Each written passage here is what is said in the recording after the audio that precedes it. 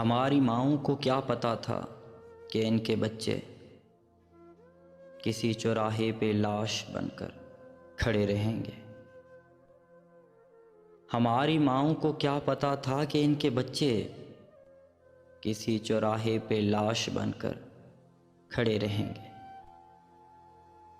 वो हंसती गाती कलाम करती उदास लाशें कि जिनके चेहरों पे पहली जर्दी 1000 मीटर के फासले से दिखाई देगी। हमारी माँओं को क्या पता था, हमारी माँओं को क्या पता था कि उदास आँखें जो बुझ चुकी हैं वो गहरी रातों के स्याह लम्हों में जागती होंगी। हमारी माँओं को क्या पता था, हमारी माँओं को क्या पता था कि जिनको अक्सर वो कहती रहती मेरा पुत्र हयाती होई, हयाती इन पे अजाब बनकर गुजर रही है।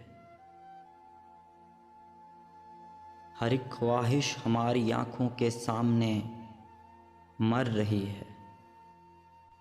हमारी माँओं को क्या पता था, हमारी माँओं को क्या पता था।